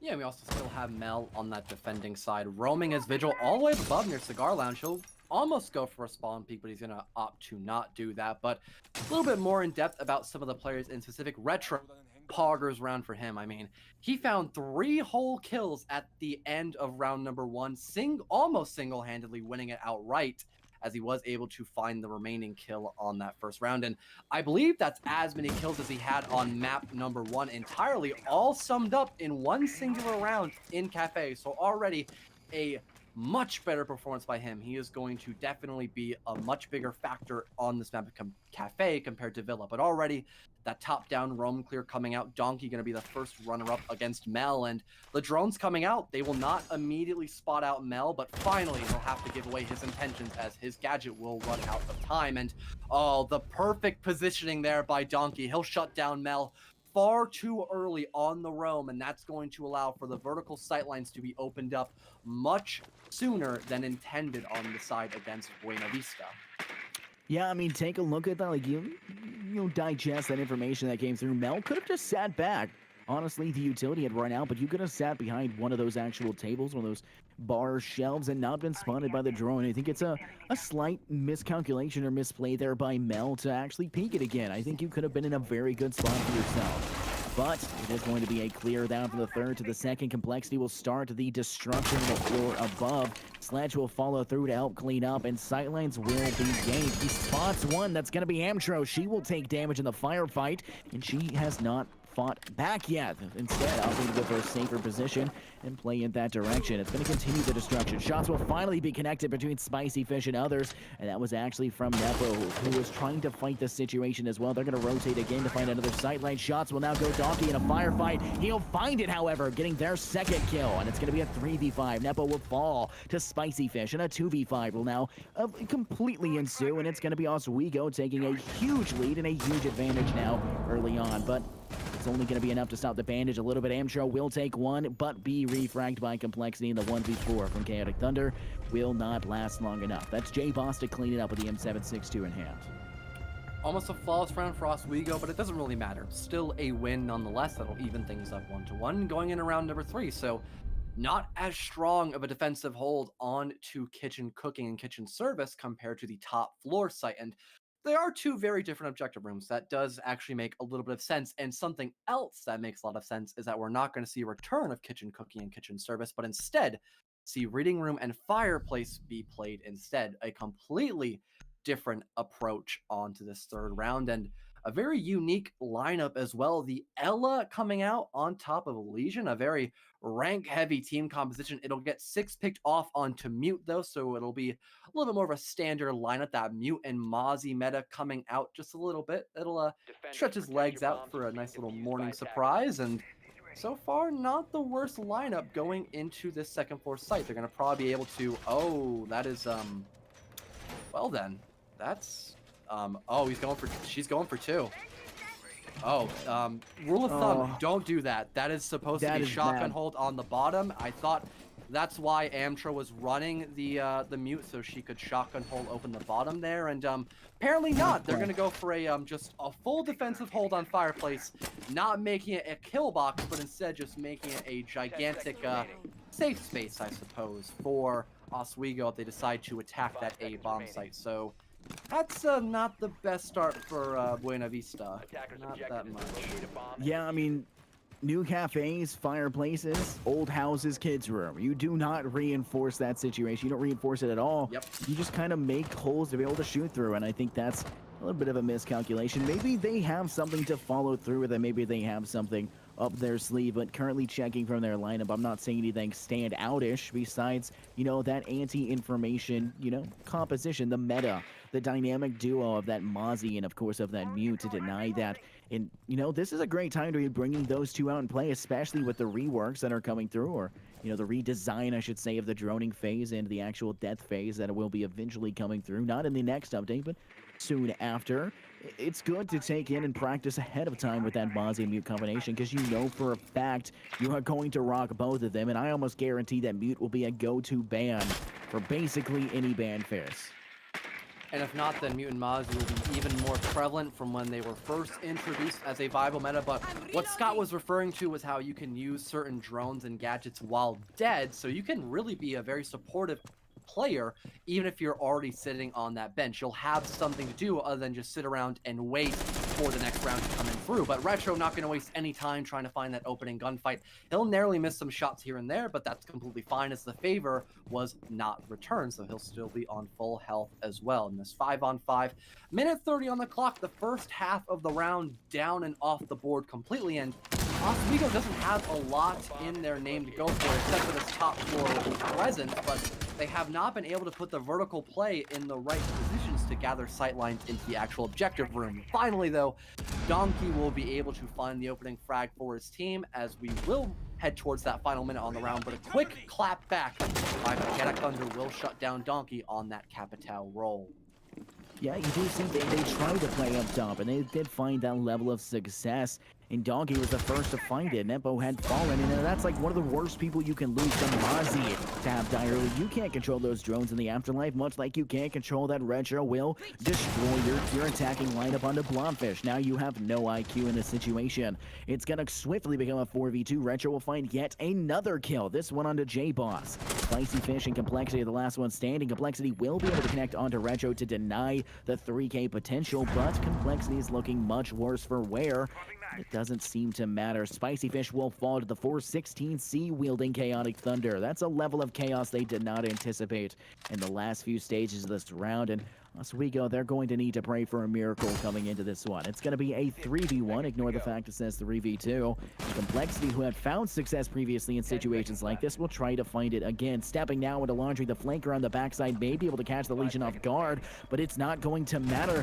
It's going to be the flank from behind. It's going to be a rush and a spray in every direction, but eventually will be finished off. Mel finding that one with a T5 SMG. Buena Vista, great round win by them. I like how they went to a different objective room, and it worked perfectly for them. They won that in a 3-on-1, and they really did seem like they were at the helm on that wheel. I mean, the only thing I could really argue about is what they could have done better was not making Fireplace just a gigantic little cubby room. But other than that, I mean, great job by them. That is the only thing I am currently upset about. But they're going to now return in towards Bar and Cocktail, and even though they did not extend out in towards Pixel Room, they were still able to defend that top floor with relative ease, as we saw players like Retro really come in clutch, as he did end up finding a 3K for himself and winning that crucial 1v1 against, I believe it was Complexity on the Habana, as she was stuck in the middle of Freezer, not able to go for either the kill or the plant. Yeah, it's a rough situation now, and if you're the Buena Vista side, you've managed to hold out your own. 3 players left at the end of that round. That's very good. It's not been very easy for you to keep that many players alive at the end of these stages, and you're getting yourself off in a good direction, but you can't play that objective again. You're not going to be able to play that second floor objective, and you're not choosing to go to the quaternary objective. Instead, you're going to go right back up to the 3rd floor objective, and this is one that it can be a fairly big struggle for both sides to try and play. And I think Buena Vista, if I remember correctly, you can feel free to correct me here, Phil, I think Buena Vista actually had found success here in regards to this objective. So they're coming back to an objective they already know and can control. But the one factor that I want to talk about is, where is Mira? Where is the Black Mira in this position? Why has it not been brought to fruition? Maybe Buena Vista just has not come up with any strategies around Mira, so maybe they just can't utilize her to her fullest extent, which is okay. It does make sense to not really opt to go for that many strats towards an operator that gets banned a lot, especially if you're a college team. You don't always have that much time in your day to run that many scrimmages. Throughout your entire day, you have a lot of work to do, papers to write, places to be all the time. So I don't really blame them entirely at all. But again, another top-down roam clear coming out by Oswego, which again is really typical of a map like Cafe. So that really does not surprise me whatsoever. And once Complexity works his little feet around towards that red stairwell, he can get that back red wall opened up in towards Minibar, and then they can begin to flush out Cigar. And already Oswego having a lot of success on this 4th round, as Donkey will pick up the opening frag onto Amtro. That's going to shut down the active utility user of Legion with his pesky little goo mine. Yeah, a big frag, to say the least. That's probably the most important person you have to kill in regards to denying utility, and you've just found another one. This one instead is going to be a player to deny actual kills. The 416C wielding Jaeger Chaotic Thunder will fall to J-Boss, but Retro is not far behind to get the refrag in hand. So it's going to be a 3 versus 4 now. Buena Vista may be 1 man down, but they're going to tie it right back up with the kill from Mel, finding Spicy Fish and denying the Ash any chance of getting any further or closer to the objective.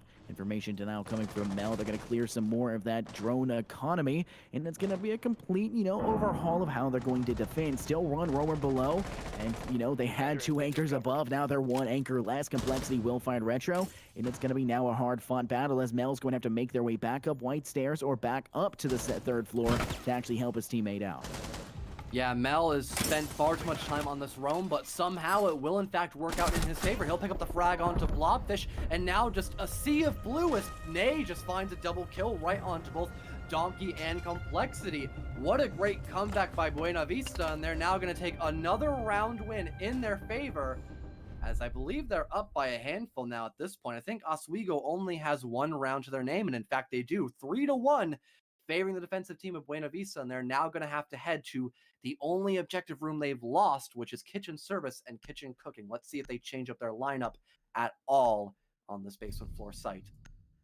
I definitely think they're going to have to. I mean, they got completely, be it for another term or lack of a better term, wrecked. I mean, there was just nothing they could do in regards to defending. They needed to completely decide something else. I think they're wanting to assume that rocking double electrical walls to deny hard breach is the decision. But if I remember correctly, really and truly, it wasn't hard breaches that got you guys killed. It was that aerial play from above. Those insanely strong decisions by the Oswego side to come onto the second floor, clear it out successfully, deny Mel any opportunity, and of course to find kills from above with Spicy Fish leading the way with the sledge.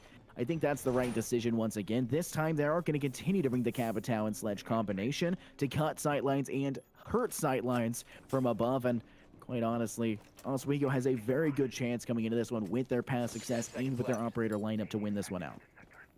Yeah, Spicy Fish with the sledge, great pick, and that's why you have people like Mel on that roam. They're trying to deny those sightlines, which was basically Buena Vista's demise overall, because they really couldn't do much against that top-down sightlines by Oswego, so they're still going to try to deny it as much as physically possible, but Oswego did a phenomenal job clearing out that roamer so early into, I believe it was round number 2, that they had so much time to work with, and they found so many frags because of it. It was just a disaster on the side of Buena Vista. But let's see if they're actually going to be able to change things up just a little bit. But again, nothing much changing at the current moment, as that top-down roam clear, which is so prominent on a map like FA, will go into effect for the several hundredths, billionth, cajillionth time now.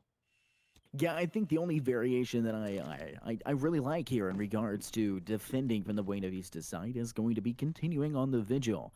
We've seen Oswego drone a lot more than we're used to seeing a lot of collegiate teams drone out. I think that's a very, very good showing of them gathering information, and definitely shows a very good level of understanding of the game and requirement of, the information that you need to play it. And so Mel playing the counter intel and knowing that in the right situation, or maybe getting lucky enough to just play it and have that operator bring what you want to play as. But I've seen very good utility usage from Mel in regards to denying information, and I think that's that's their best player in regards for total utility usage on their squad, because right now your Electro Claws and your Bandit batteries are not going to last very long against, the dynamic duo of that Sledge and Capitao.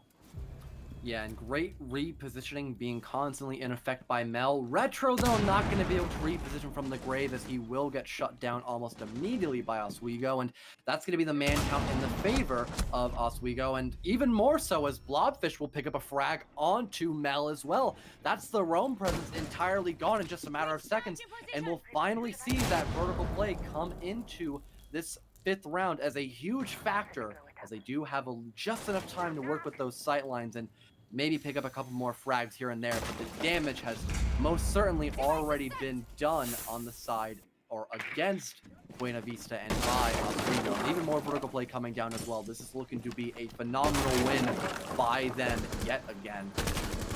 Yeah, denying those sightlines is what you need to do. Maybe bring more Nitro Cells out, find more success with Nitro Cells. We've seen pulses in regard to actually defending these kitchen service and dining, objective. You see that come through, because you need to be able to deny the sledges and bucks and everything else from above, but it's just going to be another rip and tear from the Oswego side. Donkey will connect onto Nepo, and it's going to be Donkey finding their 2nd kill onto Chaotic Thunder. The hemorrhaging is already in play. Can you bandage the last few seconds of your lifeline here? You bleed out, unfortunately, into the grave. Complexity will get Diffuser down, and Donkey will find the 3K, and they'll actually get the flawless round this time. And it will be an actual flawless round this time, unlike it told us every round was in the last map. Wait, those all weren't flawless rounds? They weren't 5 I'm not VOs? sure, honestly. I've only been casting for an hour, so who knows, right? I mean, went right over our heads. R/whoosh. Never know. You never know. These are things you got to figure out, Yep. Can never be 100% sure. It's got to be 110. That is a no cap. No cap. But Yeah, another loss, sadly, by Buena Vista on that bottom floor of kitchen serves and kitchen cooking. So it only makes sense that they're going to just opt to go reading room and fireplace for the last round as they are on defense. And then the sides will finally switch up and then they will be on the attacking side, which will be a little bit more brutal for them, as we all know how defender favored Cafe Dostoevsky can in fact be. And to be honest, Scott, I got a question for you. Do you think next round Oswego will actually run the Mira, or do you think we're going to just, like on that matchup on Villa, we won't see any Maestro plays, but this time it's going to be Mira rather than the meatball boy of a Maestro? I want to see both. I want to see a Maestro, because I want to see a Maestro on the map before so bad. He is banned here, and so he can't be played, which is very, not Poggers, my guy, I think is the term that is stated, or Poggant? Sag, that's a good one. Yes. I like Maestro. He's one of my favorite, operators to be able to watch and play, because everyone plays him in a different way in regards to their sight lines and how they actually play in terms of aggression. And these sides have had very high variations of aggression coming from them, so I would love to see that. But I really do hope we see a Mira. I think that the Buena Vista side will probably push in through Cigar Lounge and in regards to that third floor objective, and in regards to the second floor ones as well, to push in through that Cigar Lounge. If we do see that at all, Oswego, who hasn't pushed in through Cigar Lounge that exceptionally at all, they might actually play the Mirror and fully counter the Buena Vista offense, but it's just going to come down to, can they get it down in time, and who will actually get it done. And speaking of get it done, Mel will get it done. An early pick on a J-Boss will deny your Zofia from their life and lifeline. Yeah, if no Mira would be on the board, then that would be very Pog champion. But what is very Pog champ is Mel finding that opening frag onto J-Boss. So great opening start by Buena Vista again. I really feel like the only site they have not overperformed on has been the bottom floor of kitchen service and kitchen cooking. And I mean, the proof is just in the pudding. And I mean, we're just diving right on into it, especially on this floor of reading room and fireplace. And Mel again finding another opening frag, this time onto Spicy Fish. It really seems like Oswego cannot wrap their head around this just vicious roam game by Mel. 6-3 now, the Mad Lad rocking a 2 KD overall, and there really isn't much else that Oswego can really do. Down to 1:30 on the clock, and Complexity will find one onto Amtro. But honestly, Scott, I sound like a broken record at this point, but I really do feel like the damage has simply already been done. Yeah, I like to use the term hemorrhaging. It's a wound. You have an open wound at this stage, and right now you put one bandage on.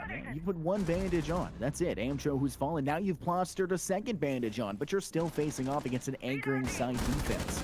It's still going to be difficult, and you're going to have to worry about that. You've lost two insanely important operators of Zofia and Sledge. Your wounds are there. That's 2 broken limbs on your side, and it's about to be a third. Blobfish will take damage from I believe, Chaotic Thunder. The push will come through. Donkey will find one onto Chaotic Thunder. They won't let that kill go in the other direction this time around. Donkey will spray and find another. Oswego has denied the wounds. They've plugged it in this situation. And oh my god, Blobfish, you did not just do that.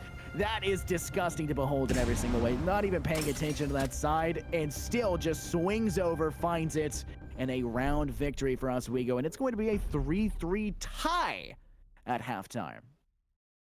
Easy clap. But there's one thing I want to discuss. I don't know if you saw it, Scott. And, PogChamp.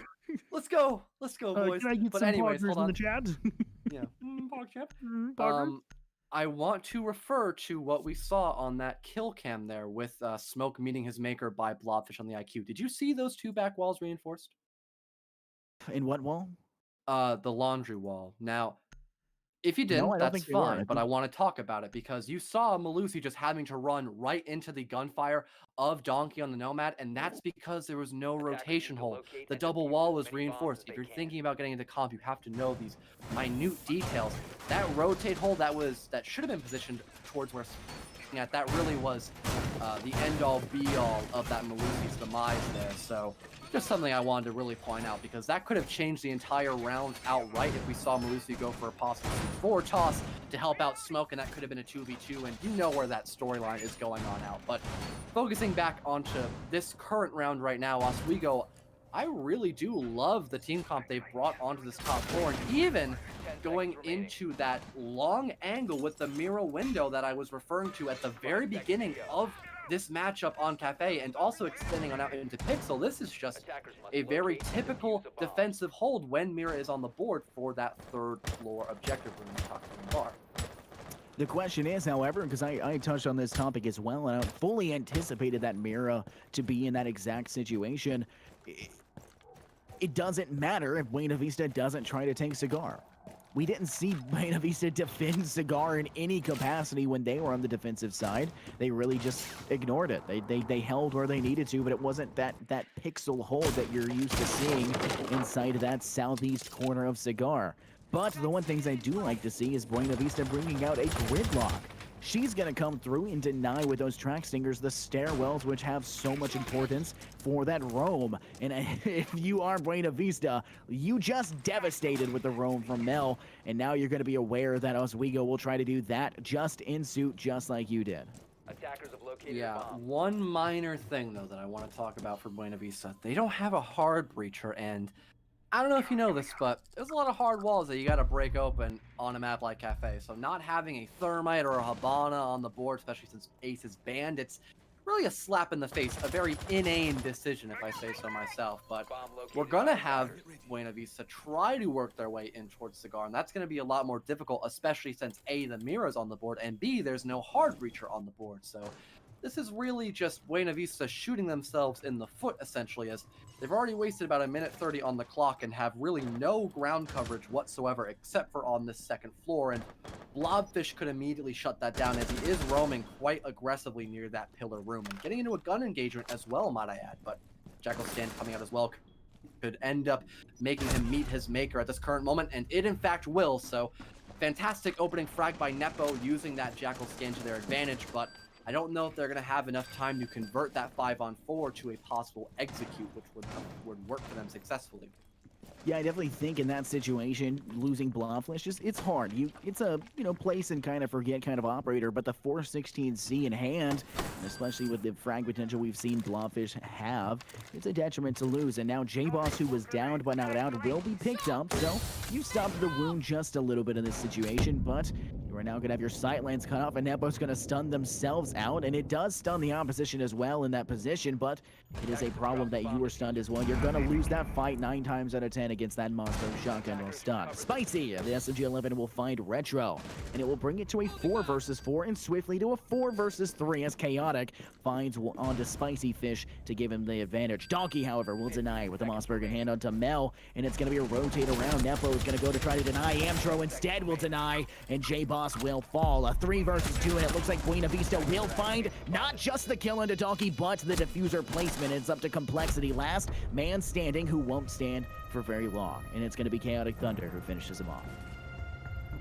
Yeah, Complexity having no clue of Chaotic Thunder's position really did doom in at the very final moments there, but great round win by Buena Vista. They were actually able to convert that man advantage in their favor, so you got to give credit where credit is due. They were able to execute into the objective room and actually use the Lion scanners at the very final moments of that round. Conserving your gadget use is not the worst idea, but completely saving it for a very last-ditch effort to go for a plant, maybe not the best approach there, but it worked out in the end, so great work by them nonetheless. And we're going to now see Bar and Cocktail be reattempted, and again, no hard breachers on the side of Buena Vista, which is definitely a big head scratcher in my perspective. Protect your bombs. Maybe they just really wanted Ace, and once Ace is removed from getting in the band phase, maybe they're just like, oh, we give up, no point.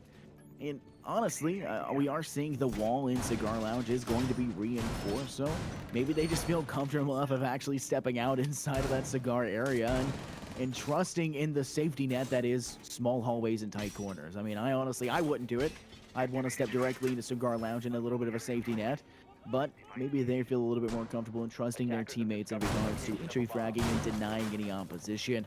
Speaking of denying, let's talk about what happened. Let's digest a little bit more about what happened at the end there. Frags for frags back to back, leaving it up to Complexity at the end to try and hold out where applicable, but the issue was diffuser was down. Do you think maybe it was a bit of a misplay to rush through that. Time is on your side. I mean, it is like 40 seconds so you have time to, go in and defuse. Maybe not rush in that situation. What's your take on that? Yeah, I really thought that Mute was able to spot out the plant going down right on top of the bomb chest, and I was like, oh, he's got the mirror window and an open doorway. Go for the C4 toss. That didn't happen. And it really did boggle my mind just a tad bit, because that could have been a complete clutch by the Mute player of Complexity, but just not meant to be, not in this timeline at the very moment. So it'll be a round win for Buena Vista, and they're going to just do the exact same thing that they ended up doing the first time around, just going for that immediate Cigar and red hatch being opened up, or new balcony hatch leading in towards Cigar to start trying to cover as much ground as physically possible, as we're all just going a little bit of a drone clear currently, making sure they are absolutely aware of Oswego's positioning. Yeah, one thing I want to keep in mind, like we had spoken about, no hard breach. But one thing to keep in mind is I believe that Cigar Lounge wall into actual barmaid room towards the actual, objective, I think that's soft, and I think it's actually been made into a rotate hole.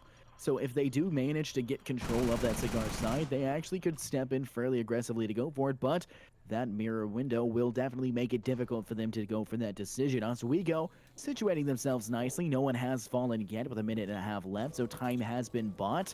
But the question is, how much more time can you buy? Buena Vista will push in. It's just a matter of time.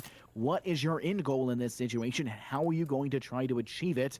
And I think we are actually going to near a firefight. I believe one is inside of that library room, and Mel is trying to keep it on the backside, but it's going to be a rotate away, and it's going to be a slow and methodical push once again by the Buena Vista side. Yeah, step number 1, secure the keys. Oh wait, no, that's Call of Duty, not Rainbow Six Siege. Anyway, step number 1, clear out the roamers. So we're seeing that going into effect by Mel with the Jackal at hand. So he'll be able to spot out that Jaeger, I believe it was to be, for a couple seconds, but not really be able to mark it off of that intel being gathered. And Buena Vista taking a hefty amount of damage as well, and they really, again, don't have that much ground covered. At least on last round, they had the man advantage in their favor, but this round, Oswego will in fact strike first upon their prey. Now a 5-on-3 as Amtro now getting down but not out in the middle of Cigar. It should be a free pickup kill onto that player near Pixel if they play their cards right. So we're down to about 25 seconds roughly onto the round, and there really isn't much else that Buena Vista can really do. They try to flush out this player near Pixel. They will be successful, but it's only a matter of time before they have to work their way into sight. Mel will pick up a refrag, but Complexity following suit. It's just up to Mel and Nepo in a 2-on-2 essentially, and they are not going to be able to get in their sight all the way through in just enough time. We're going to see an absolute rush come out by Mel. It will be shut down by Complexity. Now a 1v2 all up to Nepo, and time will simply favor the defenders of Oswego, or Oswego, I should say, my apologies, and that will now even things up 4-4 going in around number 9. How dare you!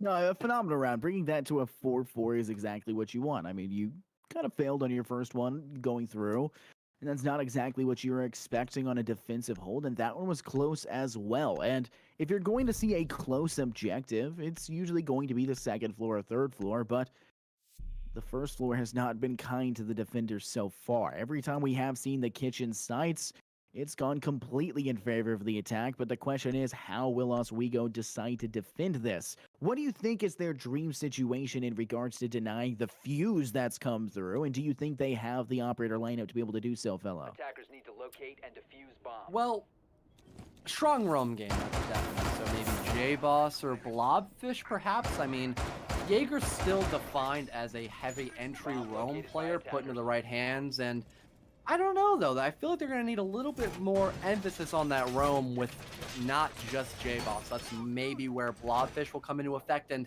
hey, maybe they'll go for a possible spawn peek as well. That could possibly deny the fuse outright if he is the player to get denied from that kill.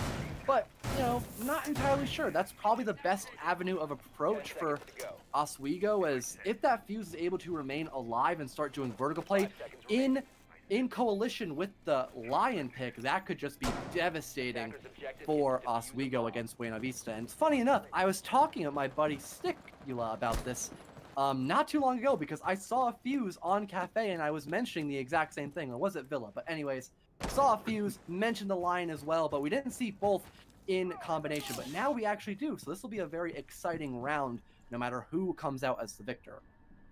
A niche decision by them to actually play that one out, and Another niche decision is going to be Nepal ringing out the IQ. We had seen a combination of sorts before. It was, in fact, a Sledge and Capitao as your main entries in terms of, cutting information out and catching players off guard. This time, your catching off guard is going to be Fuse and Lion, and the IQ is going to be there to deny the utility. So, a strong outlet of potential that can come through, but Blobfish may actually be able to find the kill onto Amtro, and that will no longer be the EED1E to actually get any success as the utility usage, and that's going to take your entire combination of Fuse and Lion and just throw it out the window.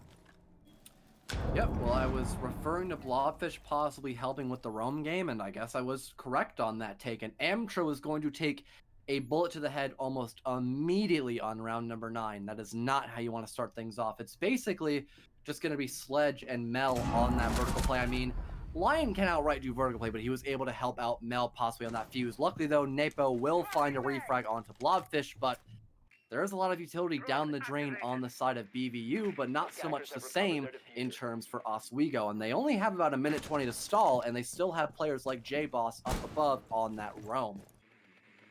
Yeah, in this sort of positioning, and when you've got a 4v4 situation underway, you have to worry about time. Time, you only have a minute and 13 seconds left. You need to kind of take your aggressive stance, show what you've got hidden in your pocket, which is the Fuse, which will go down right now. The first cluster charge will be detonated, and they're not sure where it is. That'll remove an ADS and a pancake out from the opposition, but the question is, how many more of those does he have in pocket? It's going to be 3 more of those in pocket. The first one, the second one, I should say, will go off, and it's going to be more destruction utility onto the objective itself. Mel going to go ahead or attempt to put down the last one standing, but Donkey is in the down but not out phase, and Complexity is going to go for the revive. J-Boss taking out Chaotic, and the 3v4 will actually stay the same. Donkey being revived will give them the situation now to hopefully stay in and give their defensive side a chance. Oh no, and J-Boss is going to mark it off the fact that IQ had no situational awareness of Jaeger sitting near coat check. On the bright side though, Mel will pick up the refrag, but just a 3-on-2 now. Those toxic babes coming out. This really does feel like the 20-second meta with how late these pushes have been. Spicy Fish just really adding the finishing touches here, trying to slow down Buena Vista as much as possible. And here comes the push. The funnel will go into effect. Mel will find one, but Donkey clapping back onto Retro. It's just a 1v1, but Mel having not enough time to find the final kill of the 9th round. It'll be a win by Oswego. That's going to be the defending team gaining back the round lead from what it appears to be such a prominent round or prominent attack by Buena Vista. I'm really getting cross with my words here, but finally, we're going to have the defending team of Oswego come back in the lead just by a tad bit. Yeah, I mean, obviously in that situation, it got a little bit close for where. What I think it would have been an entirely different game if we had seen the Lion actually stay alive. In that situation, you had a player that got downed. You had a player that had to go to revive. Your Lion is still alive there. That's game said and done, I think. I don't think there's any other way to phrase that. It's just going to be over in that situation. And unfortunately, it was a phenomenal hold there by the Oswego side, by the Bandit coming through and finding the frag to secure that one-man disadvantage for the Buena Vista Assault. Now, in regards to this map, this round, we might actually see the floor inside of Fireplace get busted out. They are busting out a couple of the walls in regards to the south side wall of Library. We might actually see something fruitful come from the Oswego side that we didn't see from the Buena Vista side. Now, you know me, Scott. I'm never happy. I'm pretty sure those are supposed to be feed holes.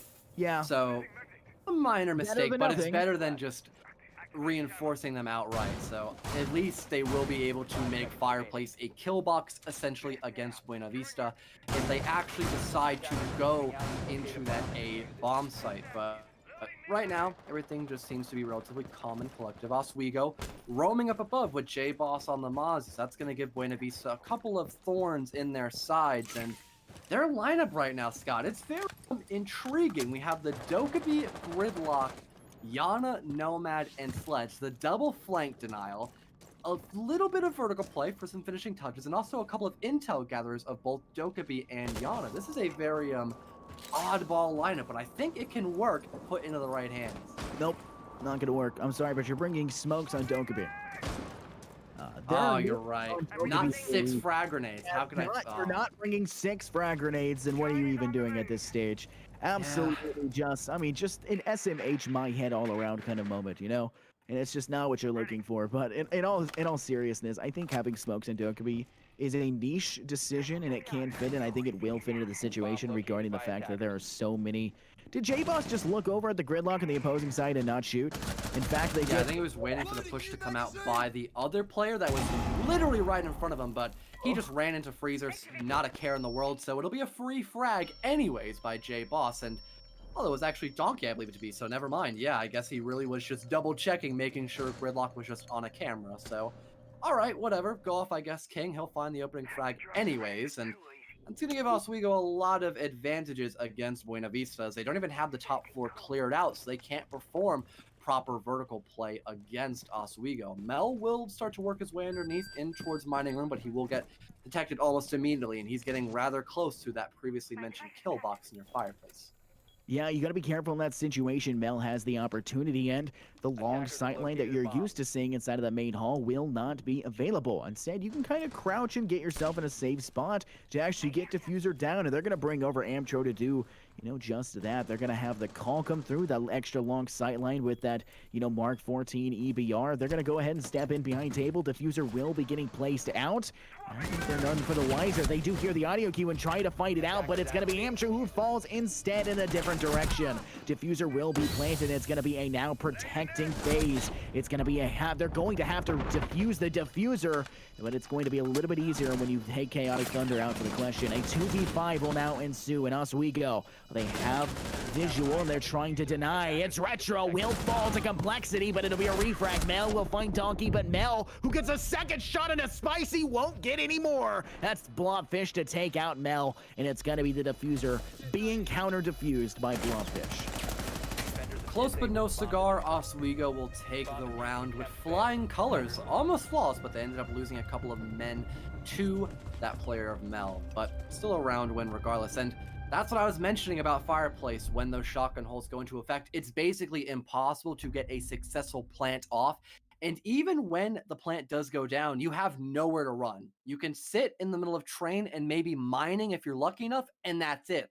Because those shotgun holes basically make that fireplace objective room impossible just to sit in and defend the diffuser once it gets put down. So really a huge mistake by Buena Vista for not reading into that common play, but it does happen. But 6-4 match point, Buena Vista now looking down that gun barrel of match point, and they're a little bit of worse for wear. They're not doing all that well, and they have a very sporadic lineup yet again for this possible final round, as we are in fact heading to Bar and Cocktail, and there really are some oddball picks coming out on the side of Buena Vista.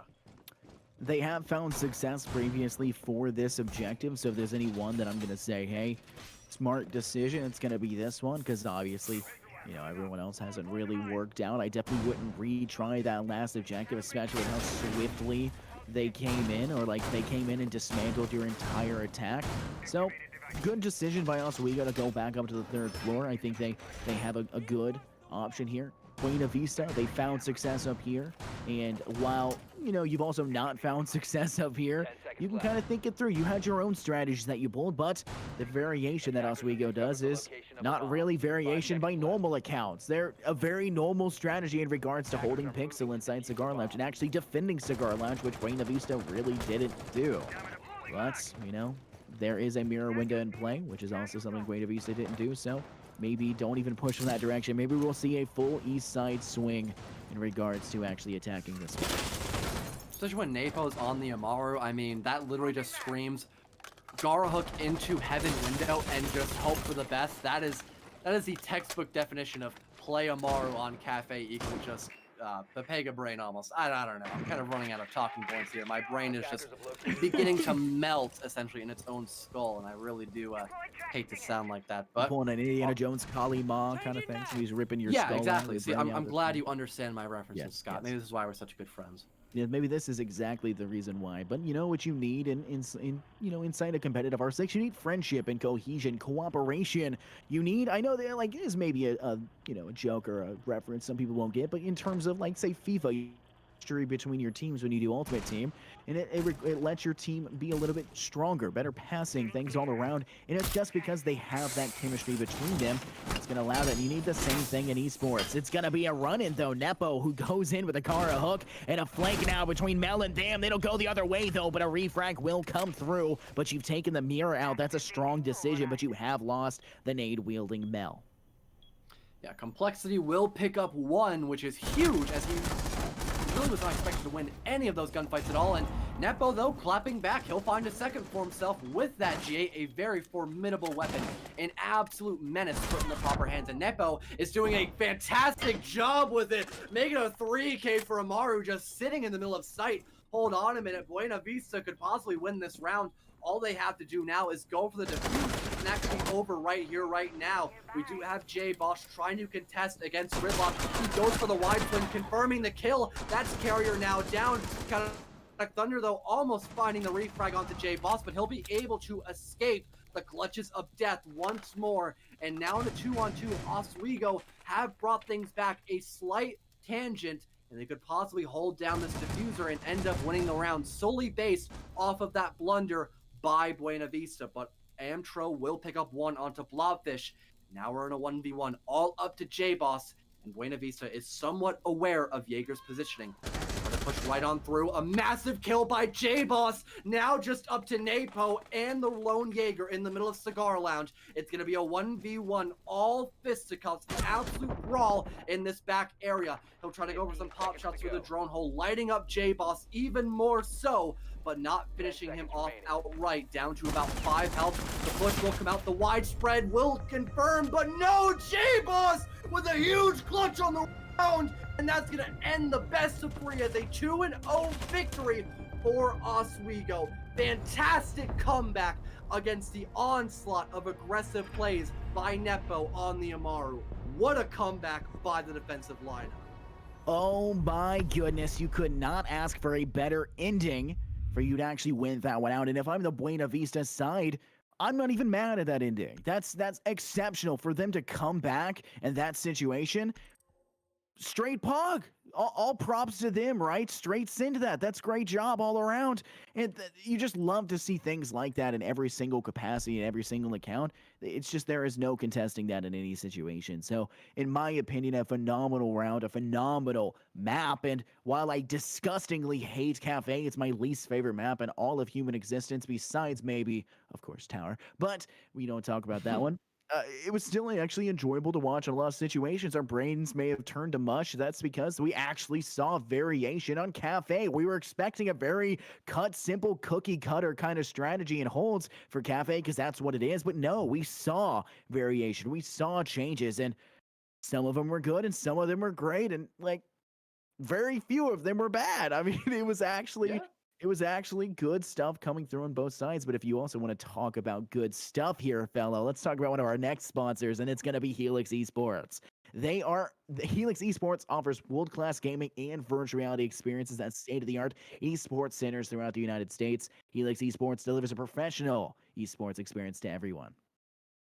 Yep, and whether gamers choose to play, practice, and socialize with friends, or even compete at the highest level, Helix Esports is the premier destination for those type of gamers. So make sure you follow Helix Esports today on their Twitter of @HelixSportsUSA. So pretty easy to remember, not that different from their overall name, just a USA at the end, so very easy to remember. But the final sponsor for tonight is going to be one that's very close to us, an NECC. It's going to be ESTV, and ESTV is the first ever dedicated channel for esports and gaming personalities. The first channel devoted to 24/7 esports coverage, and they can be found on a number of OTT platforms, which include the Roku channel, which I am a big fan of. I own one of their TVs, as a matter of fact, Amazon Fire TV, Samsung TV Plus, Sling TV, which I would also recommend as well, and Vizzo Free Watch. Any of those, great recommendations.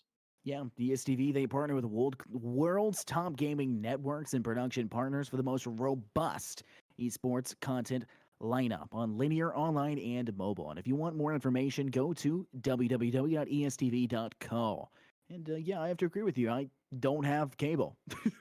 I Me rely neither. on So I this is rely on like perfect. Chrome and like Chromecasting things to my TV and things like that. And those OTT platforms are like phenomenal way to get, content that you like to watch. And personally, I don't like TV shows anyways usually. It's very rare for me to like a show. I prefer to watch esports content and gaming content online, and what a better way to do it from ESTV. And NECC gets aired on quite a few things. We have quite a wide variety of what it does. I know somebody literally at my university, this is not a joke here, fellas. Someone at my university said, "Hey, I changed the channel on my TV and I watched my, purple team, which is one of the names of our teams, win out in Valorant on NECC." And they had just turned it to a random channel on their TV. It wasn't even like they had been to the channel before. No, they just clicking through and first channel they switched to, right there. And he got to watch our university go through and win it out, which I'm just going to say it was pretty shocking because I've watched them before. No offense, I love my university, but you can use some practice all around. But I had a good time. Are we doing an interview here for anyone on the Oswego side? I do not believe so. Maybe not. We might not. We may. Wait, a message has been sent from production. No interview. So we will not do an interview today. No worries about that. I'm sure Oswego is still going to be celebrating their phenomenal victory in a 2-0. And that will force out, just FYI, it's going to force Buena Vista. They're going to have, 3 losses under their belt. They lost in week 1 and week 2. They had a bye in week 3. And now Oswego, they're coming through 4 wins back to back, all the way straight through to week 4. So great showing from them. Yeah, what a better way to end it off as well. So that's going to be it for us. We're going to head on off to a little break, and then we'll get you guys ready for match number 2. And then the new commentators for that other best of 3 will definitely give you a little more of a rundown about the actual game itself. But it's been Infernosis and also me as fellow, and hope to see you guys all again very, very soon. But take care, everybody. Hope you all have a great rest of your evening.